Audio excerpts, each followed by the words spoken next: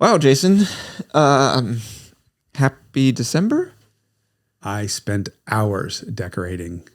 Not here you didn't. Clearly, it looks like an explosion of your holiday attic box. I resent the fact that you don't find my aesthetic Christmas design. Look, the Carmudgeon Show logo has a Santa Claus type person on it. It's very tasteful. festive. Look, naughty. Like we can flip this what's these called? Stocking? Stocking from naughty to nice if we want to in the middle of the podcast. This is great. Yes, very festive. Welcome. Thanks for that. To this episode of the Carmudgeon Show. I'm Derek Tam-Scott. This is Jason Cammisa. And the Haggerty Podcast Network. Is part of the Carmudgeon Show. Yes. Today we're going to talk about our 10, well, we're going to tell them?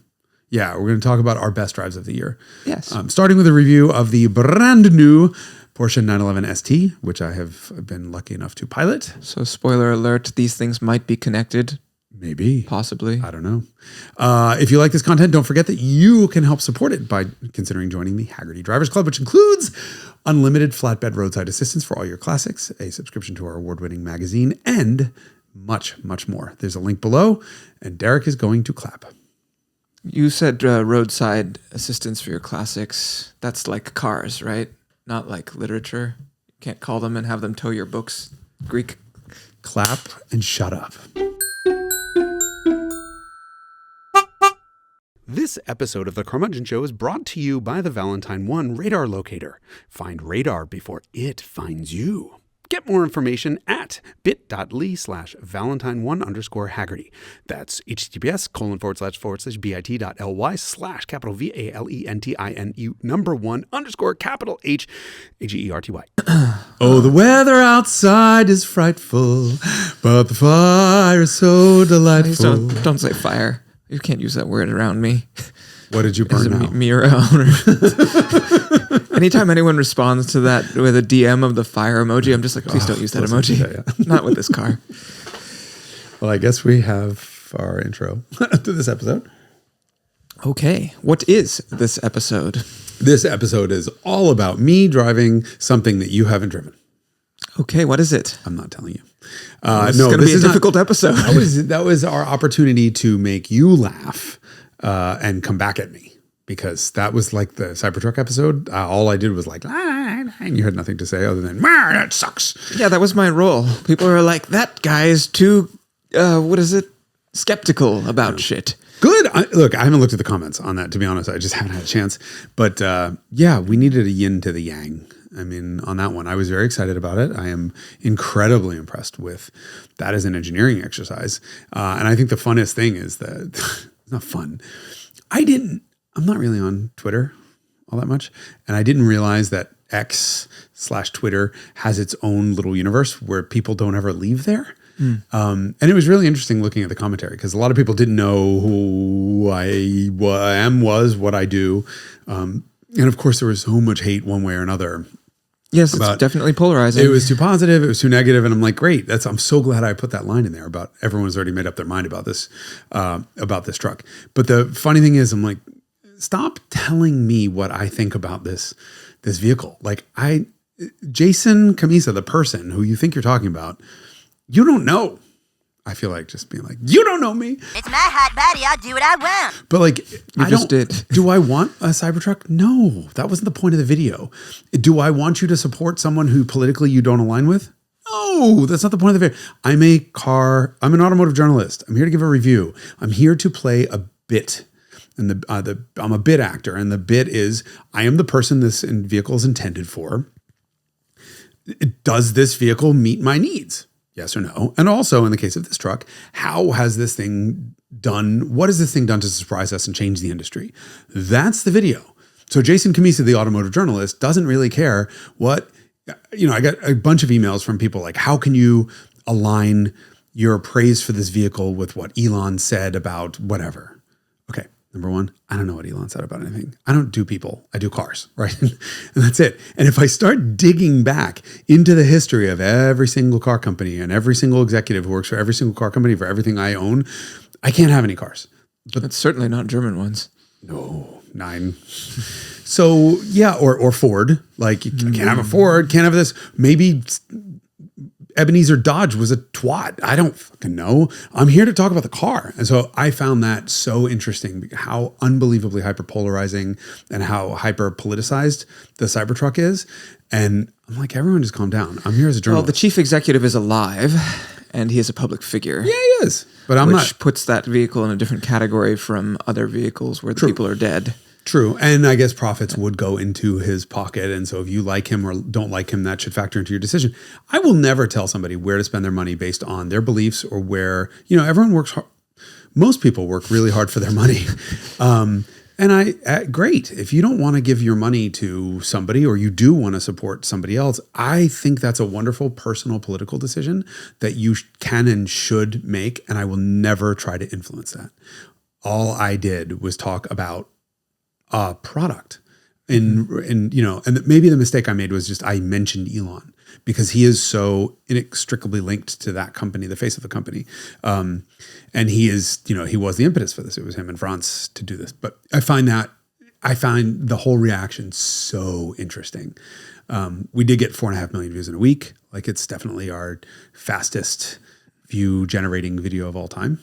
We'll see if it continues to grow from there or dies. But it was a hell of a fallout week. Like all I did was just interviews and it was fun. Put out fires.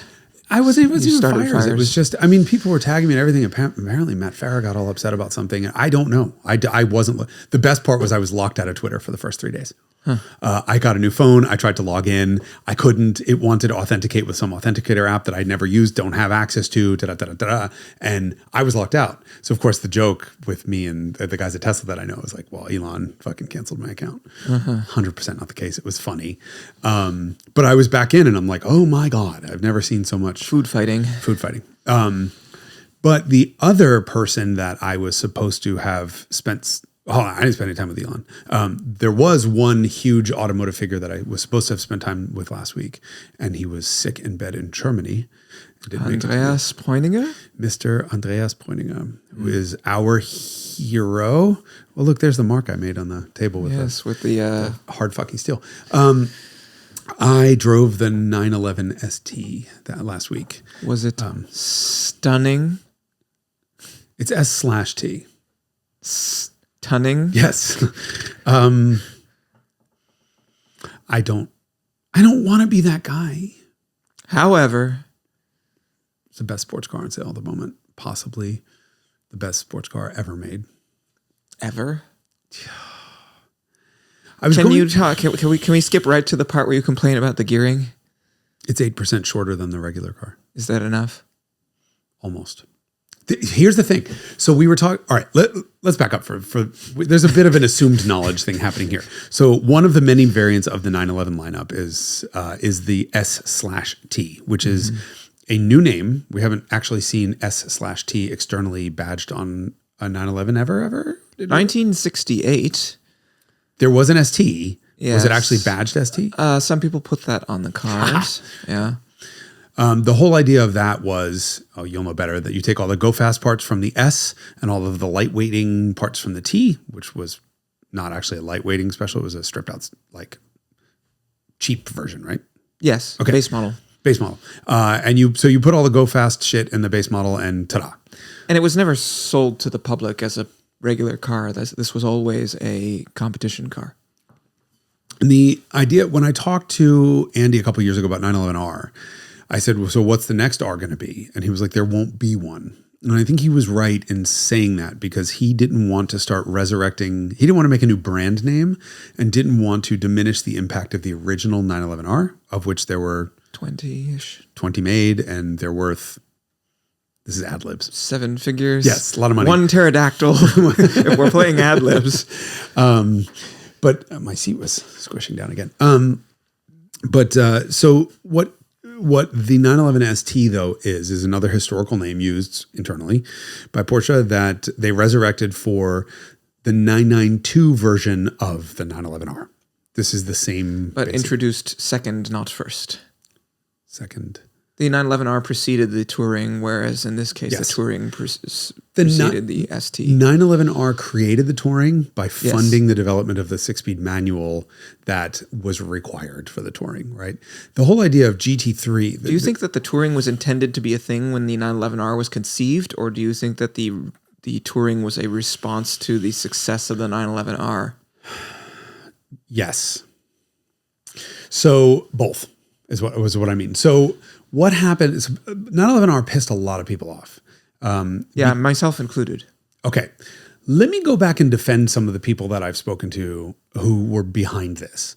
But they redeemed themselves. So my ire was short-lived. Right. The problem with GT3 is the GT division is part of not Porsche, but Porsche Motorsport, which is a subsidiary with its own mission. And as a GT car, it is expected to be as fast as possible around a track. That is the GT car's mission. Unfortunately, the GT3 has become so goddamn good at being a street car that people want to experience it on a daily basis or on the road. And that creates a conflict. The PDK transmission will be faster around a racetrack by virtue of its no interruption in power shifts. The manual is what the people want for experience.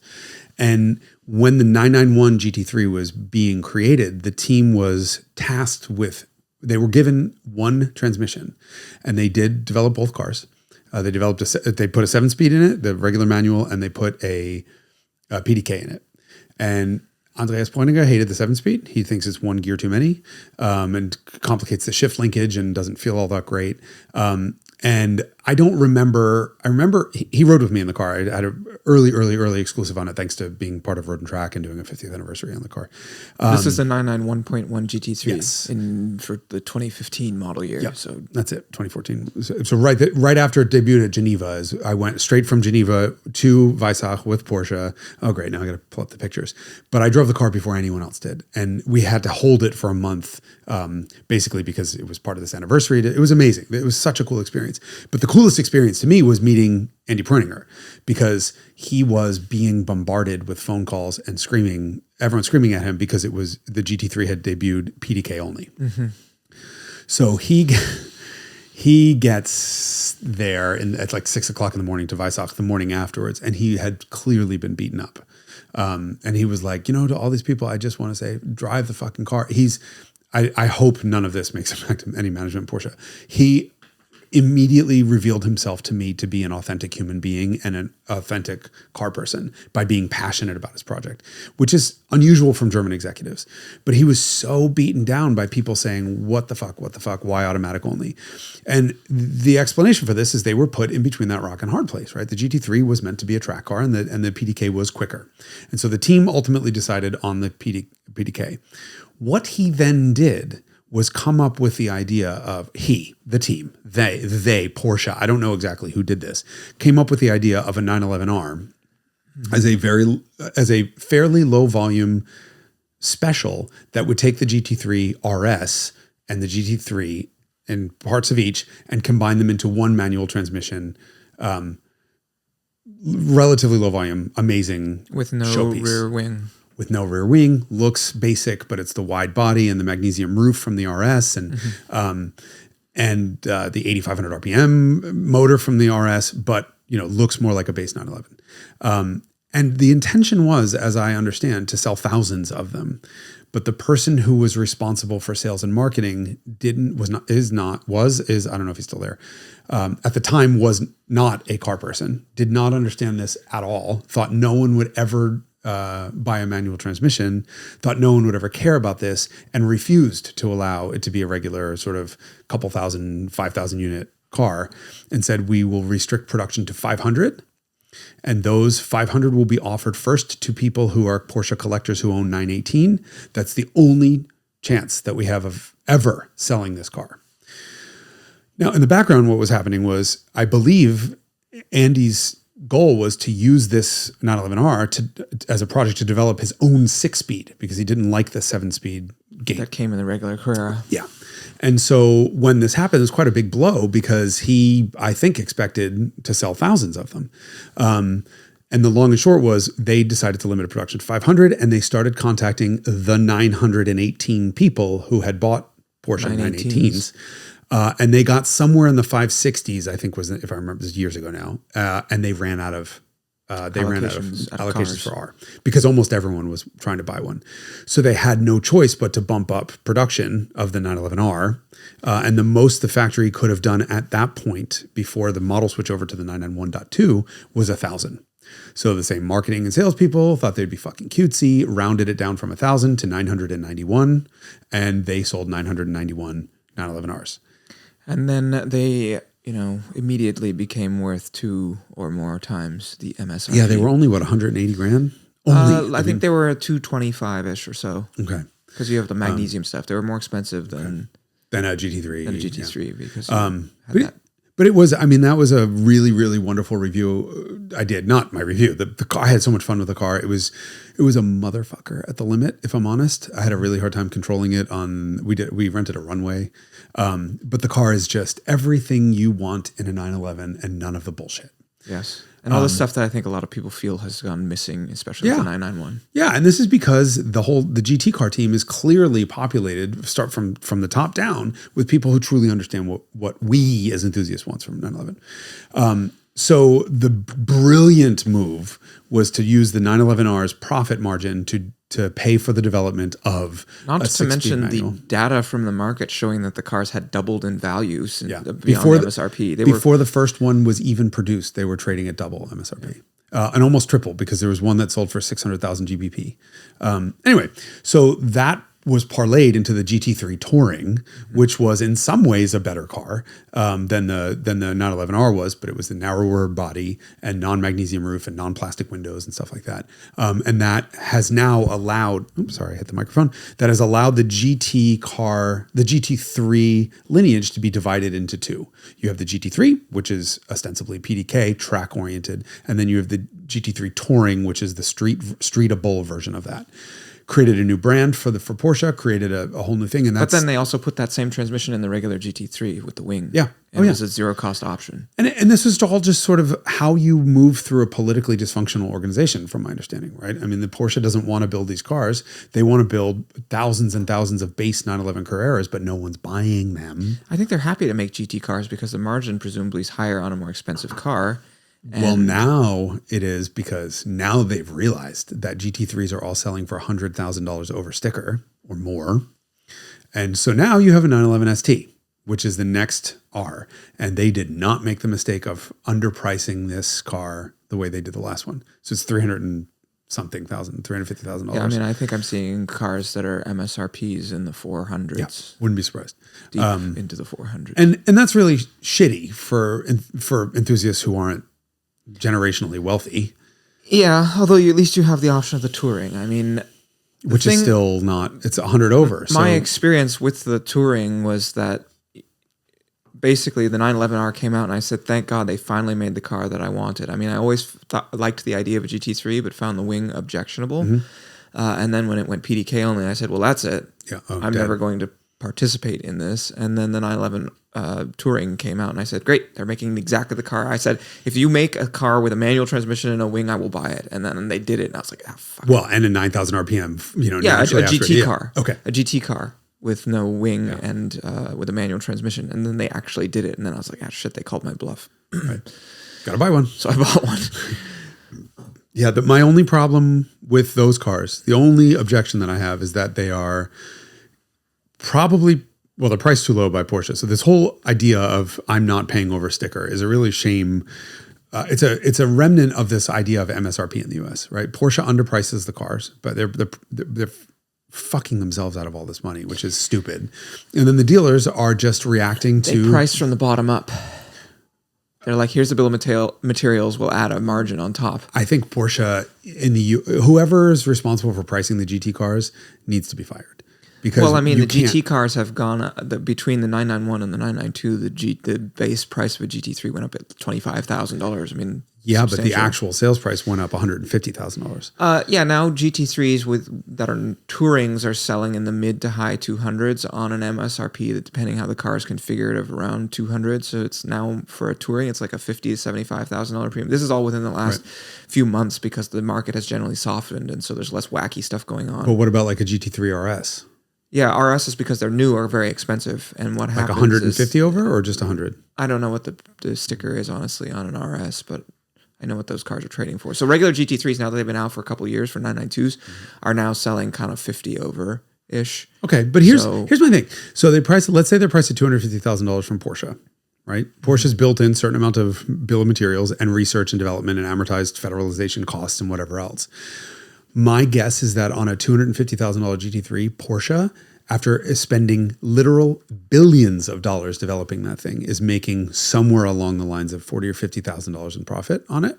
And now some schmuck dealer is making another $50,000 to $75,000 or $100,000 on that. Yes. That is beyond fireable. The people who have underpriced those cars to that point, that so misjudged the market, should be fired immediately. Because if you have a markup, that money is flowing into the pockets of dealers, not into the coffers of the company that spent billions to develop it. And sweat and tears and invented the whole thing, as opposed to a dealer who just happens to be printing there. money. Yeah, and printing money. I am so I mean, the whole ADM thing is just right. Yeah. So Porsche's stupid. I mean, Porsche Cars North America should be ashamed of itself. It should have immediately pulled the price and bumped it up by $100,000 and have that flow right back into the GT car division so they can develop even more stuff.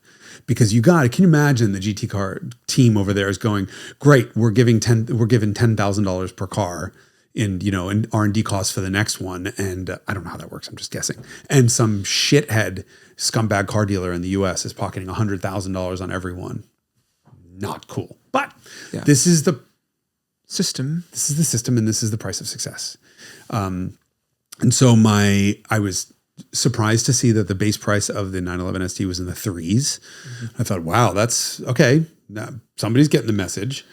But Tourings, when they first came out, were selling around 300. GT3s are still in the high 2s, aren't they? Right? I mean, the 225 to 300, depending on the condition and the configuration and whether it's a Touring or not. But you can buy a 992 now that are sensitive to transmission too, even though there's no cost difference to buy the car with one transmission or another. But the manuals are more expensive. Manuals are more expensive. And so, like, if you're a consumer, then you buy the manual if you want to make the car be worth more money in the secondary you market. want to enjoy the fucking car. So here's the thing about ST. ST doesn't have that problem because ST is manual only. And so, like 911R, it's carbon roof, fenders, doors, hood, carbon kind of everything, most of the body panels. There is nothing ferrous on the exterior of the car, so everything that is not carbon is aluminum. The cars that we drove are European specs, so they have very, very thin glass. Oh, yes. And a carbon roll cage in the back. I think the quoted curb weight, and Porsche is not one for this dry weight bullshit that other car companies do, was 3,056 pounds for the US market, making the 911 ST the lightest of any 992 in the range. It has the 4-liter from the GT3 RS, so it's 9,000 RPM redline, 518 horsepower at 8,500. 9 throttles in total, 6 throttle bodies like ITBs, 2 that control intake, runner length and volume, and then 1 that's there as an emergency shutdown for compliance for whatever reason. 6-speed manual, magnesium wheels that are available in a pearl white that made me absolutely moist. No, I flooded my basement. It was holy shit. Gorgeous. It's available in this blue, whatever. Kind of bucket seats, kind of everything you want in 911. The only thing it doesn't have that I want is a heated seat and a heated steering wheel, but no mode selector switch, no rear active steering. Oh, really? Just all in the pursuit of purity for the driving experience. And there are times when you go into a product launch and you just know the thing's going to be great, or the thing's going to be bad. It's just, the team involved, the ingredients. There was no way this car wasn't going to be great, right? I mean, you just got in it. Yeah. And then we're sitting through the tech presentation and they tell me, well, we've shortened the gear ratios by 8%. And I'm like, oh, okay, not nearly enough. So it's a 74 mile an hour second and 47 first, 74 second, and 103 third. That's still quite tall. Still too tall. Right? That's my immediate reaction. Like, okay, 103 miles an hour in California means they seize your car, and that's you. I want to hear that 9,000 RPM scream more than twice before I go to jail. So I was like, okay, that's helpful, but whatever.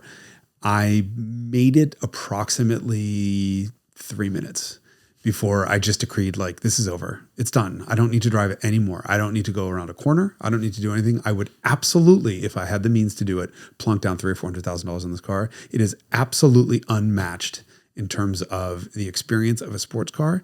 It is fucking perfection. And the biggest flaw with it is that I can't afford one. Mm-hmm. And the reason being, nothing to do with everything we've talked about. Consumers. No, there's two things about it. It is deafeningly loud inside the car. Absolutely deafening. 80 something, I think it was 84 decibels cruising at 5,000 RPM in second gear. Like mechanical noise beyond belief. And then you layer intake noise on that when you're on it. That is just otherworldly. Who cares about the exhaust? You only ever hear it if you roll the windows down and listen to it bouncing off of something. It is completely enveloping in the same way that like some old Ferraris are, or whatever, fucking absolutely the star of the show.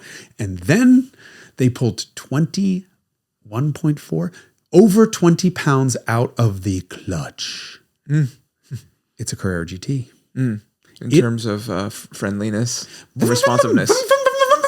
It is, you can get, and I will post a video in here, you haven't seen it yet, sadly, from idle to red line and back within a half a second. Wow. I'm possibly exaggerating, but it is literally the tack needle moves so fast that you can't believe that it's real. And yet what you're hearing lines up.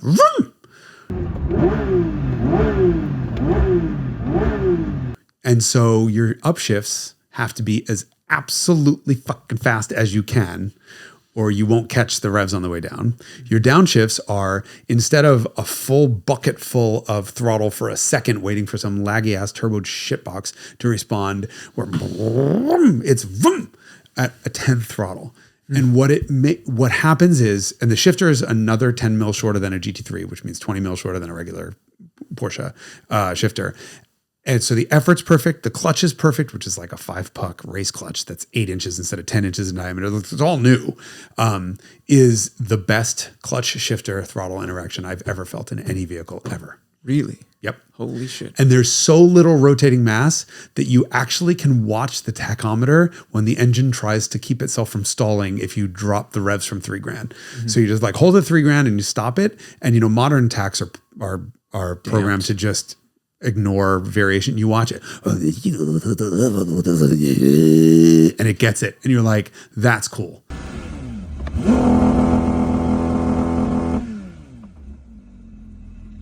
This thing, all the computing power of a Mars rover, and it still can barely keep this fucking thing running. That is how life should be. I'm in love with this car. I love it. Oh, no. I know. There's no chance that I can ever have one.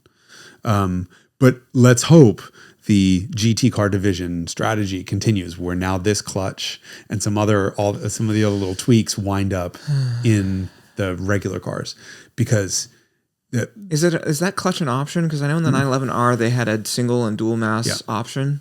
I don't believe there's an option. This one comes standard with the manual, the single mass flywheel. I don't believe there was an option for dual mass. And it does have rev matching, but it defaults to off every time you turn the car. Excellent. I didn't even try it. Actually, that's how my touring was also.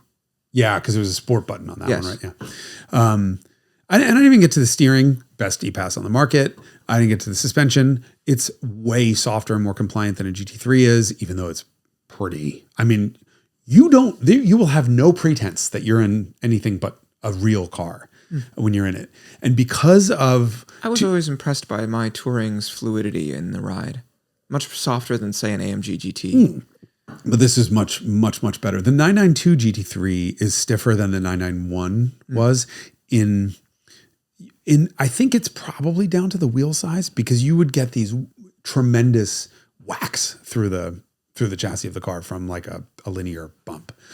But the other thing is the engine is so present because the gears are really short. Asterisk, said they're too long a second ago, that cruising at 70 miles an hour or 80 miles an hour is actually possible without having to set cruise control.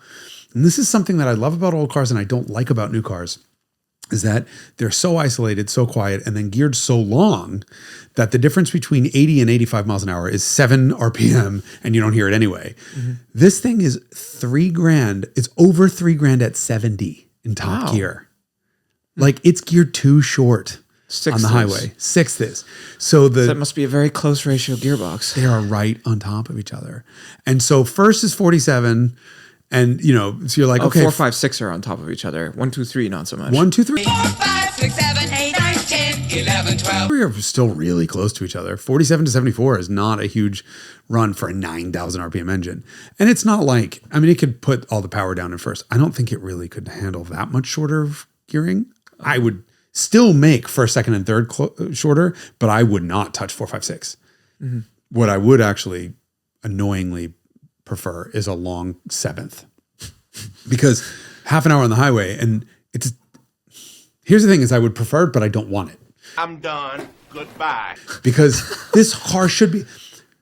I was in the car with Jason Fensky, and we did like a 2 Jasons 1 car thing on this. And he was like, blah, blah, blah, blah, blah. People are nostalgic about new cars, about old cars. And that's why they buy the old cars. I'm like, no, they're nostalgic about old cars because they were better. This is the one new car that feels like an old car in the experience, and you're overwhelmed. Your senses are overwhelmed, other than like the steering. Get me into a 997 GT3 RS 4 liter. And I have a feeling I'd prefer that drive. But I think that might be the only Porsche I've ever driven that even comes close to this, in terms of just assaulting you with all of the right stuff. And it feels like an old car.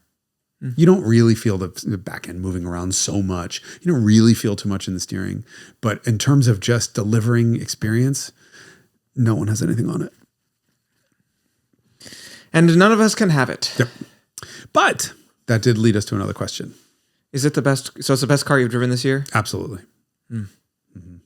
Mm-hmm.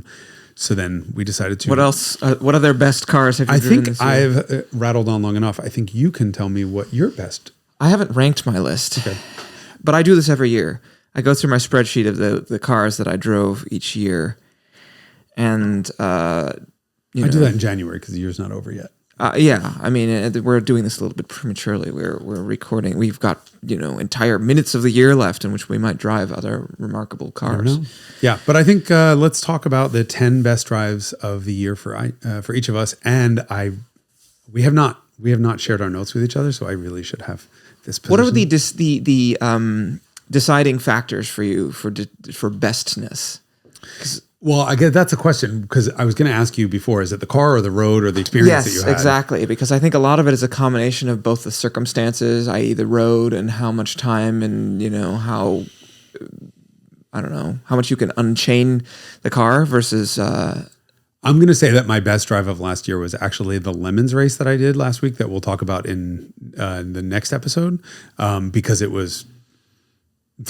hilarious.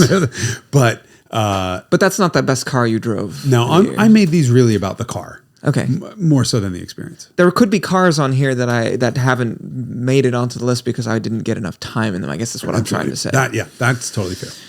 I will start with a car that we both drove, and it's potentially controversial, but the Rimac Nevera. It's on my list. Okay. Okay. So I guess I can cross that out. All right, let's talk about this. Well, we did. We did a whole episode on it. We did. They should go and watch that episode because pretty cool. It is...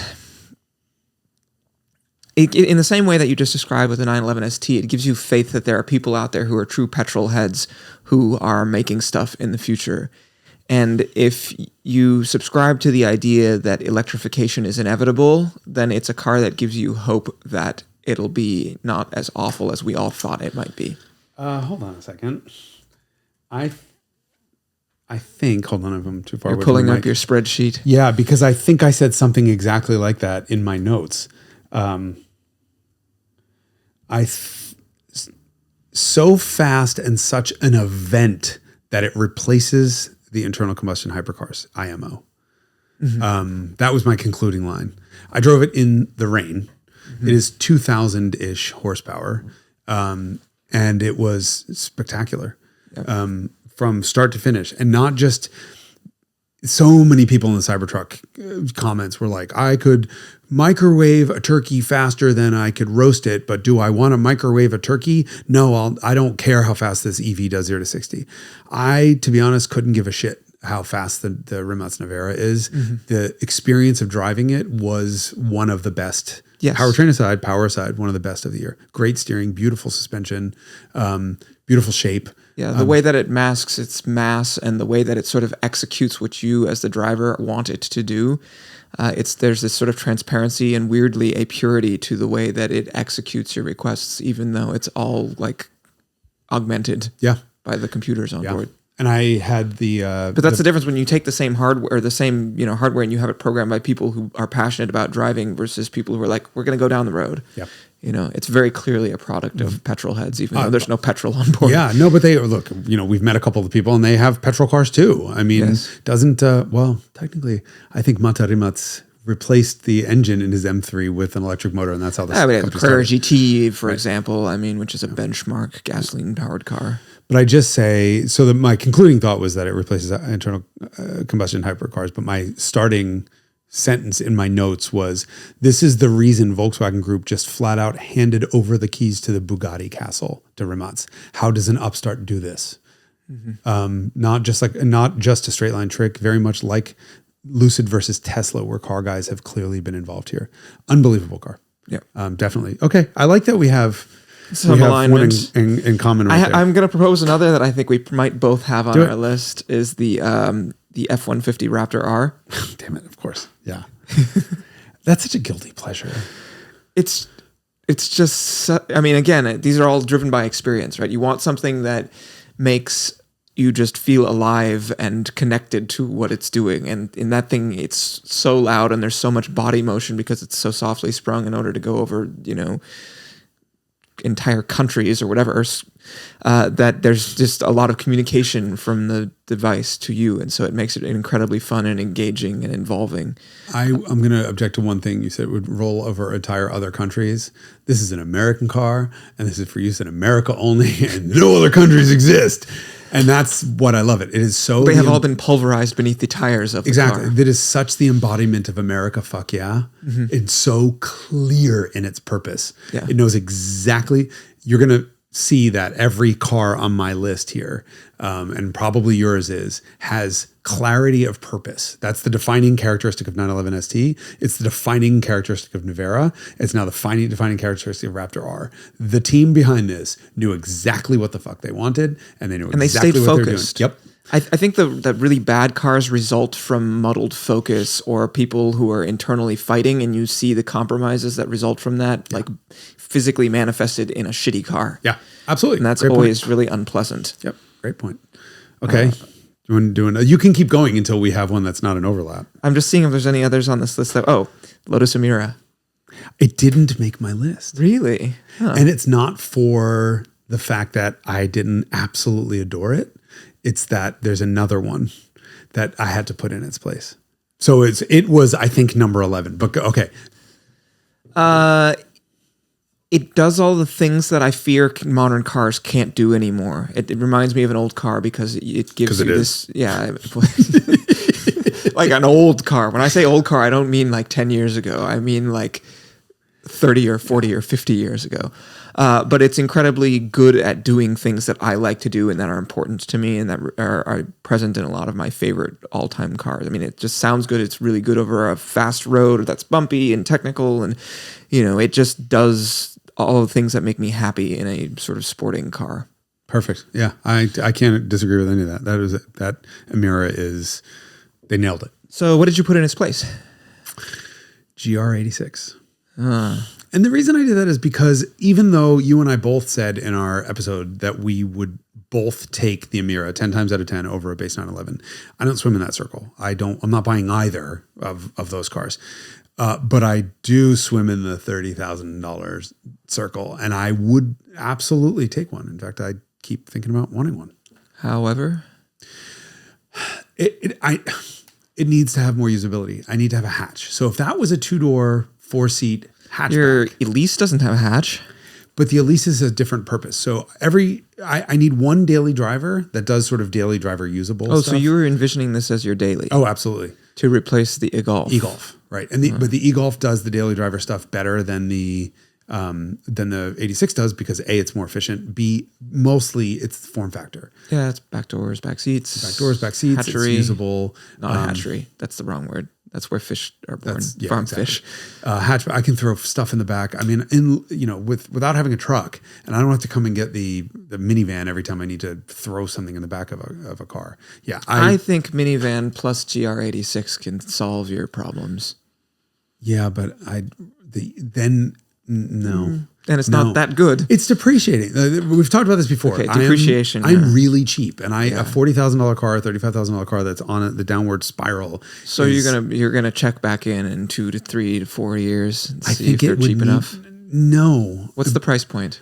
When they're cheap enough to replace Beatrice, I will. So Beatrice, the shitbox E30. No, in all seriousness, because Beatrice is the sort of disposable salvage titled. That car is a salvage title? Oh, yeah. Oh, we both have salvage title cars now. Dun, dun, dun. We'll find out next week. B is the car that I don't have to worry about. I don't want a $40,000 car that I have to worry about, like, oh crap, it got hit and now I have to explain paint if I go to sell it in. Like the e-Golf I got so cheap and its operating costs are so zero that I'm okay taking that chance because of the usability and whatever else. So And your cost basis of that car is somewhere in the teens by the time you factor in the federal incentives and all that stuff. No, I paid, oh God, I've never admitted this, have I? You don't have to now. I was trying to give you an out. I paid $9,845 for that car brand new. And that was a function of the end of the run for e-Golfs that they had to get rid of before the ID4s landed on the shores, or before the ID4s would be released from the port is what it was. And the federal tax incentive, a huge California tax incentive that was going on, electric company incentive. And so out the door, that car was under 11? Under 11. Under 11. It was 10,000 and change. And so it's really easy for me. The reason I haven't really talked about this, really easy for me to spout about what a great car it is. At that price, you can't do wrong. But the reality is I've now driven an e-Golf every day as my daily driver for 6 years. And I've never had Between the two e-Golfs. Between the two of them. Never had a better car that just does... It just disappears. It handles. It's got great steering for e-Pass. It does everything well, and it costs nothing. So yeah, I don't think that story would have changed at all if that car was $30,000, or if I'd paid the full $31,000. No one did, sticker price. But it was cheap because it is a very compromised compliance car. Yes. 125-mile range. We'll talk next week about my plan to get some of that range back. That's just is a hell of a daily driver. And at that price, come on. Fuck, I'm never going to be able to sell that and make money on it now. I have to sell it to a non-Carmudgeon. Yeah, which I'm not sure gonna sell exists. it. There's nothing. I am so upset about Unless you this. find a $9,800 GR86. Yeah. Then I got usability, whatever. Yeah. Then you have a minivan. Well, then I sell Beatrice. Because Beatrice is like, I can knock it around. I can slide it around. I don't give a shit about it. It's not that I don't give it. I love the car, but it's not, I don't have a significant investment in it. And getting a panel painted would actually increase the value because there's no paint on the rest of it. Anyway, enough of that. Yes. Okay, so we have each done 3 cars. Is that right? Yes. Go for it. I've done 4 because I did 911 Okay. ST. If we're gonna, we'll stick in 911. I have 2 911s on my list.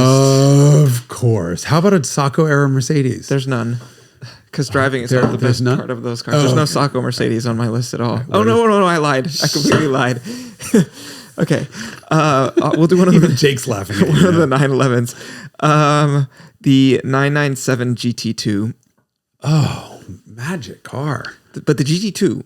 I know. The GT3. The GT2. I thought I was going to hate that car. Yeah. Because I hate turbos. Yes.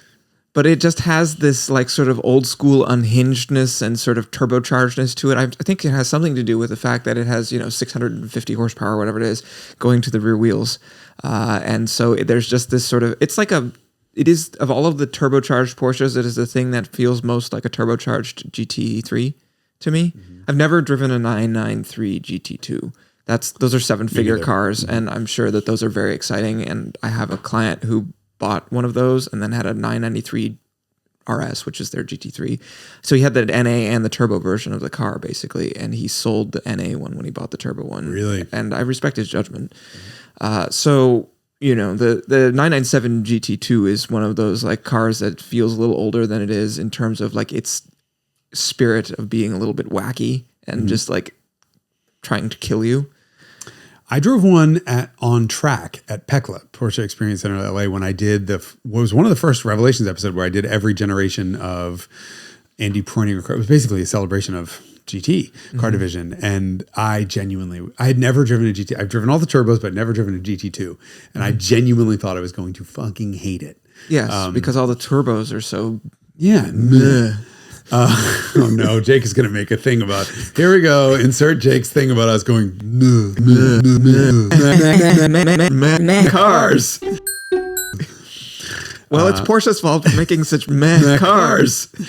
I said the best boost control of any turbocharged car I've ever driven. On the track, it genuinely feels naturally aspirated with just a pedal delay, better brake bite and controllability than GT3 RS, clutches right to shift, 15 times the speed, still very nimble and adjustable. And the one thing no one ever told me is that a GT2 turns the 911 into a front engine rear drive car in terms of adding power oversteer to the arsenal of tools you have to play with handling. Power slides on the way out. Yep. Never thought I would love this, but I do. That was it. It was all of the magic of GT3 minus 30% acoustics. Yes. And some RPM. But the ability to slide it it had so much power that you could slide it around like a front engine rear drive car. Fantastic car. Yeah. So I found one of those for a client and I got to motor around in it and I was like, man. Jealous. If you're going to be in big dollar land, let's say in turbo land, Audi RS2 Avant. Oh, that was that was on my list last year because I think I drove it for the first time, or maybe even 21. But whatever year I drove that car was on my list. Yeah, well. And it made an appearance again this year because it is such a transcendent experience. It is unlike any Audi ever made before or since. It is spectacular. It's one of my favorite cars unlike to drive. Any Audi before or since. B7 RS4. I was just going to offer that as a possibility. That's the only one that comes close in terms of proper chassis tuning. But Audi, look, for the Audi fans out there, I'm really sorry. Audi does many things well. Chassis tuning is not one of them. And I believe that Audi has done 2 cars properly, ever. And one is the RS2 and the other one is the B7 RS4. Do you feel that way about the R8 as well?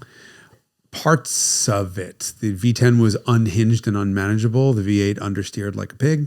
I don't think either of them were perfect in the way that RS2 is. Or any Porsche, spicy Porsche. No, I mean, they're not even close. Yeah. I mean, for an Audi, there have been some that are great. Car and RS3 is very, very, very, very good. But this sort of transcendent, like a car that just disappears beneath you and becomes part of you, that you feel like you're wearing a cape, but that's just amplifying your own power and your super strength. It is unbelievable. I was so delighted to have the opportunity to drive that car on panoramic highway with no traffic. I just gelled with that car and it's one of the all-time great drives. Yeah. For me. And it's everything I hate in I cars. know. And somehow they just German engineering their way to a great outcome, even though you're like, I'm sorry, you chose what layout? Who? What? Where is it? Yeah, everything is all wrong and yet spectacular. Yeah, which is very 911-y as well. Yeah. Beautiful, beautiful. Porsche, man. Yep. When they touch stuff. Turbocharged cars. This one I drove for a very brief time, and so I didn't form that many opinions, but from what I experienced of it in the brief moments that I drove it, you were there, I was like, I really like this thing. Renault R5 Turbo. I didn't drive one this year, or that would have been on my list. Yeah. I mean, I only choose, so the criteria for me is it has to be a VIN, a serial number of a car that I've never driven before. So the RS2 could not appear this year because I've driven that car before. So this was the first R5 Turbo I'd driven, and it just feels, it reminded me, of course, in some ways like a Turbo 16 or a 205 Turbo 16, a Group B homologation Which is, of course, car. a car that everyone can relate to, and we've all driven. Well, no, just like weird French mid-engine hatchbacks, right? Hot hatches where they put the engine in the back. Right. That's French, right? There's not that big of a crowd of cars that they've done that to. Well, there's not. All the French have done it. You know, the Clio V6, Cup, for example. Yeah. What it did is this. It looks kind of frumpy and weird and sort of economy car like, and then you get in it and start operating, and you're like, this is like a mid-engine exotic, and so it has this weird disconnect between how the car looks and what you think it's like. Just you can't help but think, especially if I'd driven a base. I'd never driven a Le Car. I'd never driven a Renault 5, but I had driven a 205 GTI. And so you get into the 205 Turbo 16, and even because they look similar from the outside, you're like, oh, it's going to be very similar. It's nothing like it. And so you get this experience that on one hand really reminds you of like a Ferrari, because the control forces are heavy and it makes all these noises and it's very demanding and it feels like a mid-engine exotic, but you're in this like sort of weird frumpy box shape. And so that to me was just like mega cool. And I would love to spend more time. I highly recommend that you do. The one that I drove was Randy Nonnenberg's car. Yes, same car. Okay, yes. Yeah, absolutely. Oh, that's right. I was there. We were in Car we Week. were in Car Week. Fantastic. One of my best drives ever. All right, and since we're in mid-engined exotics, I'll go straight to the Ferrari 296 GTB. Ah, okay. Modern car and a turbo and an automatic and a hybrid and a V6 and all the things that I hate in the world. All you need to do is add four-wheel drive, and then it'll be the not a trifecta. It's like quintofecta, the eight-fecta of suckery. Octofecta. The Ferrari 296 is the best Ferrari, the best mid-engined Ferrari of the last 20-something years. I think to me it does what so many of the other cars have failed to do. What mid-engine Ferrari caused you to draw the line at 20 years? Oh, I just made it up. I can't say it's what other the best mid-engine Ferrari ever is better than, stated slightly differently? 308 GT4. No. 246. It's another one that's on my list, so we're not going to talk about it. Oh, it's the 206. I'm not going to talk. Or the L series. It's a Dino. Stop it. This is. You don't get ahead of yourself here. Okay. It is. Put it this way: it is the best of all of the modern mid-engine automatic dual clutch transmission Ferraris. Is it the best two-pedal Ferrari ever? No. 812. I like the front engine, so I'm a fan of Ferrari's front engine V12 naturally aspirated cars more so than I am anything else. I think they have the more character they make. However, the 812 became a Mansory looking caricature of itself. That's why I'm an F12 man. Yes, same here. The 296 looks like a Ferrari to me. It's elegant, it's sumptuous, it's curvaceous, it's beautiful instead of being brutalist. Yes. It's the opposite of the Lamborghini approach. Exactly. There's an element of taste and sophistication. And understatedness. So what I loved most about staring at that car was, I mean, for initial glance, I'm like, wow, it looks like a big Alfa 4C. Like there's so much similarity to a 4C. But then you're looking at it and you're like, okay, there's a curve here, there's whatever. And I'm not one to sit and really stare and just observe cars. It happens, but it takes a special car to make me really stop and look. And what I couldn't stop noticing on those cars, how much aero there was in the car and how many spoilers, how many intakes, how many tricks were being played with the air that are invisible to your eye. All of them are invisible. So it's as if somebody in the design department said, we need to make a car that's aerodynamically efficient and does all these different things with downforce. But let's not advertise the spoiler. Let's leave that to the Countach 25th anniversary. Yeah, it's very McLaren F1, in fact, right? There's all this crazy aero in that car, and he said, like, I don't want a rear wing on this car, and so it has this little fold-down one, and they added this fan that sucks in air underneath and creates downforce so that you didn't have to look at all these, like, wacky shapes. Right. You know, it's debatable how successful the F1 is in terms of its aesthetics. I think some people are like, it's not that attractive. I don't think it's so beautiful. I don't think it's gorgeous. I don't think it's ugly either. It's just not, it doesn't have the sizzle aesthetically that a lot of Italian cars do. It almost looks like an insurance rendering of like, or have AI come up with like an anonymous looking supercar. Yeah. That's not what it does. I would have one in a second, but I've never driven one and it's still my hero. And it's the one I'm most scared to drive because can you imagine? I hate it. But the Ferrari does all of that simplicity and elegance with sex. Yes. In the great Italian tradition. And then I will say it is the best sounding Ferrari turbocharged engine ever. It sounds like a V12.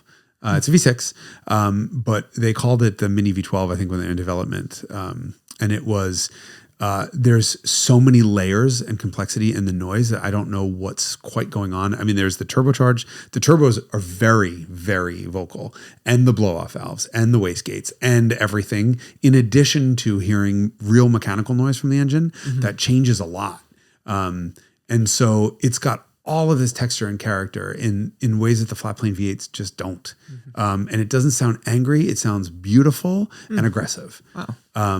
The steering is unbelievable. The car feels genuinely massless in the same way that all modern Ferraris do. There's no bushing compliance. There's no weight transfer. Yeah. I got to drive it I had it for 2 days, and I think it rained 14 inches in those 2 days. So I never drove it in anything but torrential rain. And it was a handful, to say the least. It does snap into power oversteer after initial understeer. It could be the tires, right? I mean, it was horrendous. Was it on Pirellis? I don't remember what it was on, but I just remember it scared the shit out of me. But it exhilarated me in doing so. It wasn't like it hated me. It was just like, you're in for a fucking real ride. I mean, the car's genuinely, what didn't somebody just clock it at like a 9 flat through the quarter mile? I should look at that. I don't have Wi-Fi on. It is so much faster than it should be. Like, it's nuts.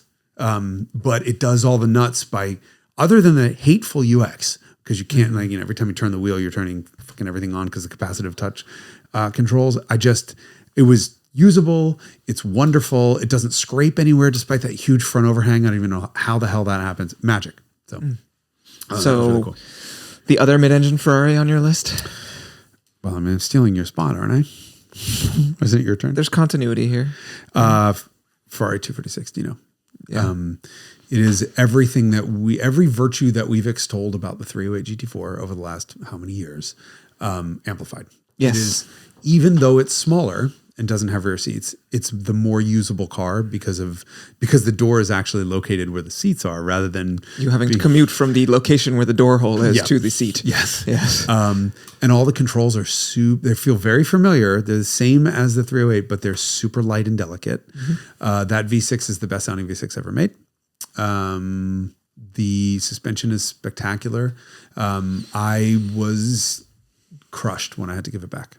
Yeah, it is the vintage Ferrari I most enjoy driving. And like I said, I think in that other episode, it's the car that I initially sort of was influenced by the notion that it was the Ferrari you bought if you couldn't afford a real one. And so it took me a long time to come around to that car. And then one day I remember just driving one and being like, wait a minute, this is the one to buy. Yeah. And that's why I bought that 308, because I said, wow, it feels so much like a 246, but it's a number of dollars that I can afford as opposed to, $300,000, $400,000, $500,000. Right. So both of those cars together, it's nice that there's a situation where you're like, this car I adore, and it's possible to own something that gives me 88% of the experience for a number of dollars that is reasonable. I'll be honest, if you could get a 246 Dino with a V8 from our 308,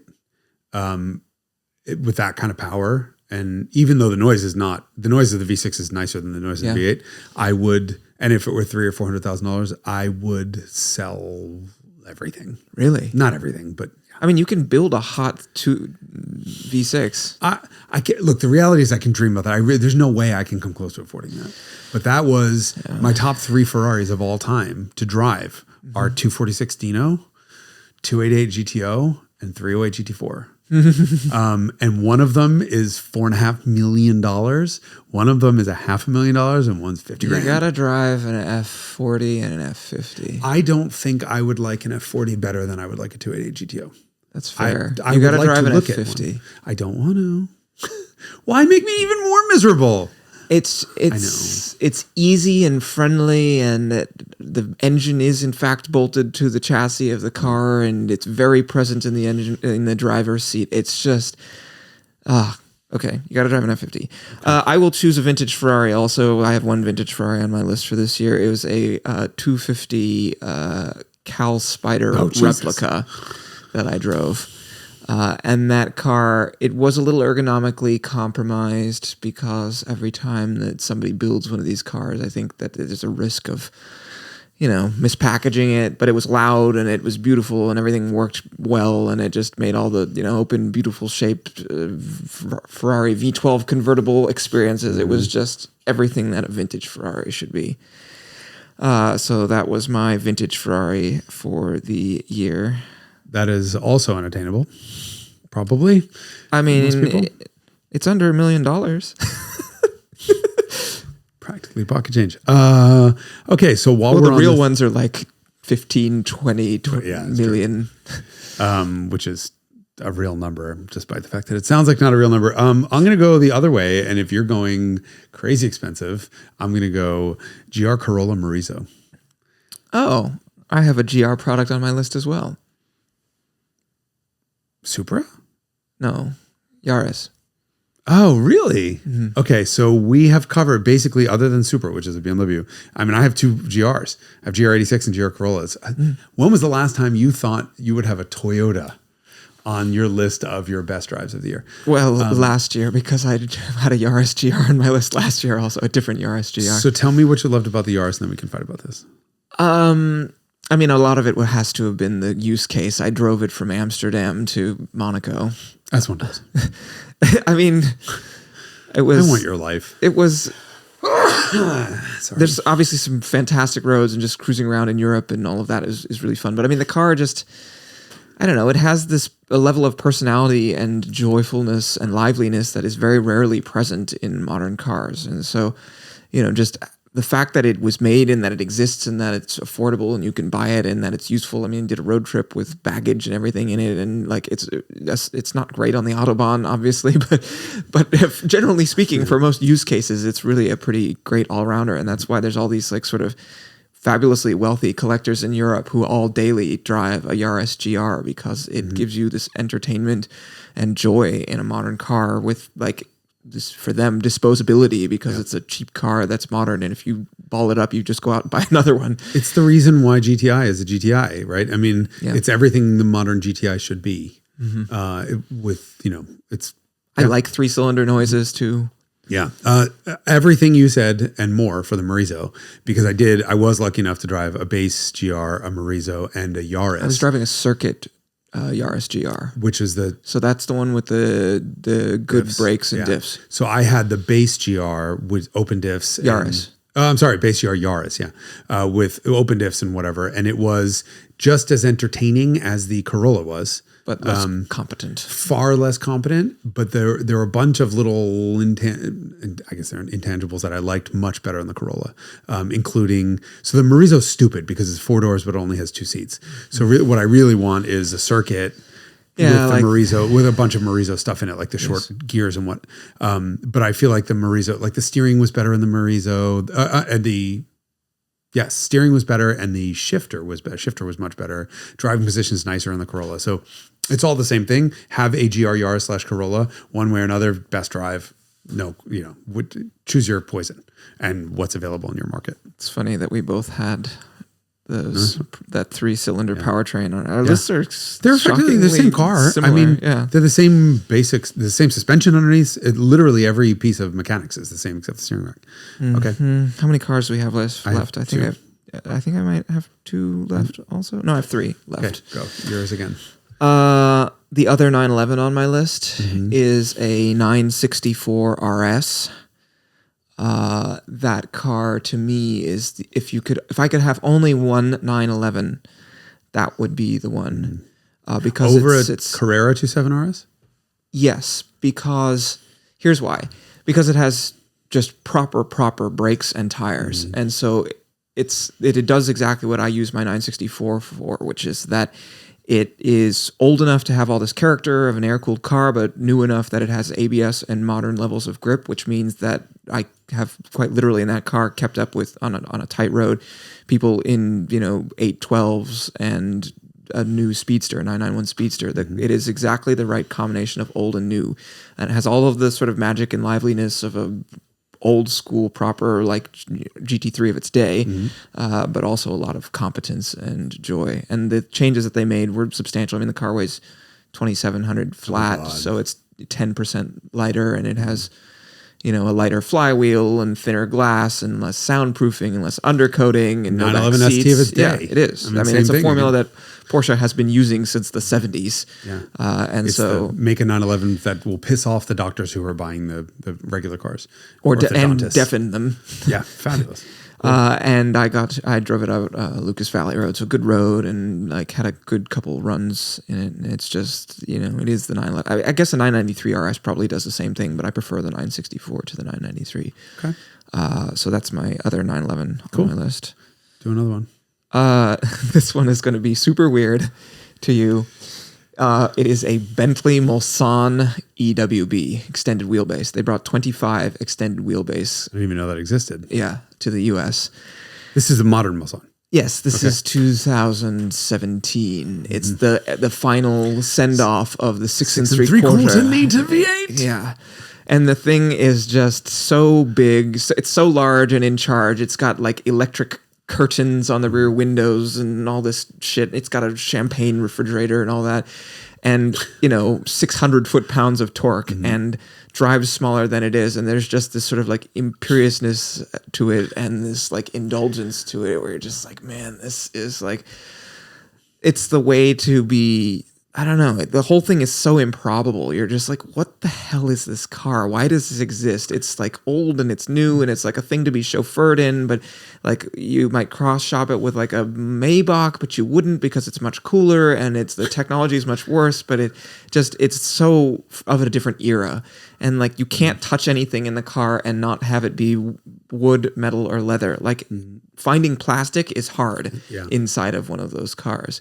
It's just, and it's got the 3-inch deep lamb's wool carpets. It smells amazing.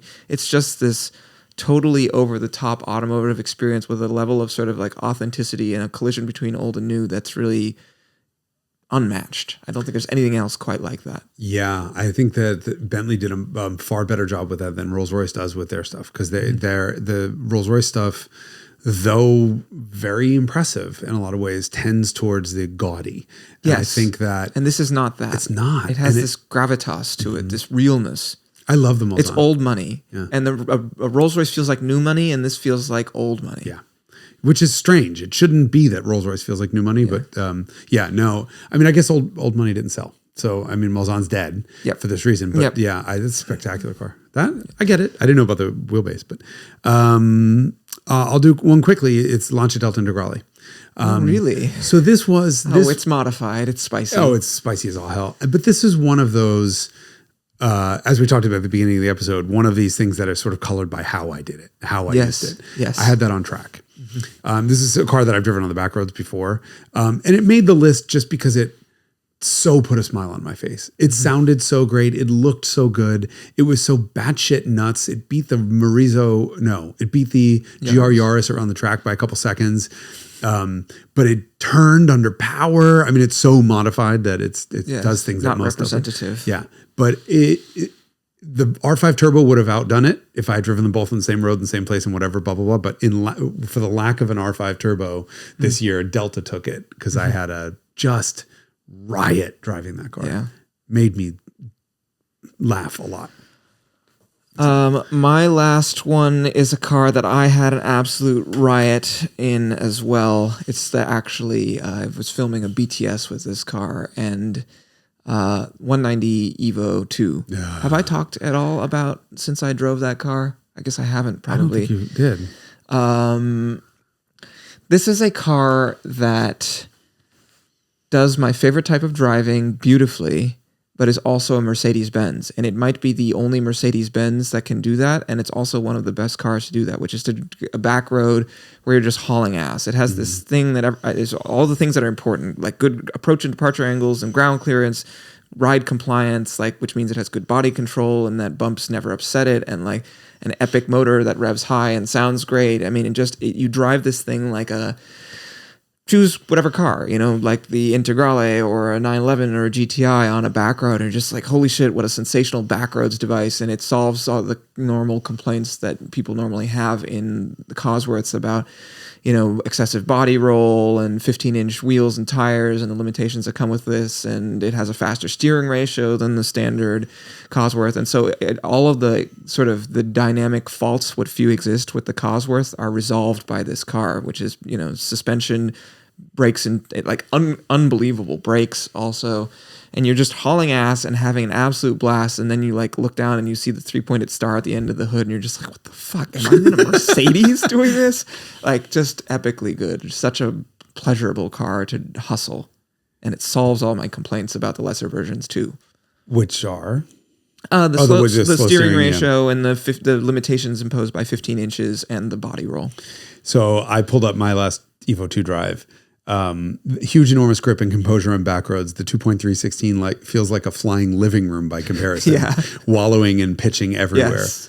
Not as insane to drive as the looks promise. That's true. And suspension ruins the duality of the 2.316, making a single purpose for you. Right.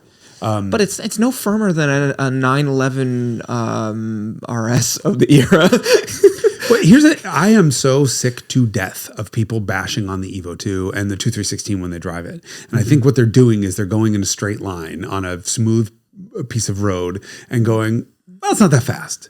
Yes. And they think it's going to drive like an F40 because it has this wing on it. Right. They're not F40s. It's a 4-cylinder Mercedes-Benz luxury product. But that car's ability to shrug off everything, the W201 chassis, both the regular 2.316 and the Evo 2, the ability to shrug off anything mid-corner, any camper, anything, and just be predictable, manageable, and enjoyable at all times on a back road is almost unmatched. Yeah. I absolutely loved. For me, the whole the whole W201 thing is bookended by the early 16 valve, like we both own, and that Evo, and none of the other ones count. I've never driven an Evo 1, but I think it could be like almost as good. My problem is the almost as good isn't good enough when it's priced the way it is, because the early cars it costs less than half as much as an Evo 2. But it doesn't have the wing. And remember that the engine in the 2.516 Evo 1 and Evo 2 is a different engine from the regular 2.5. It's a short stroke.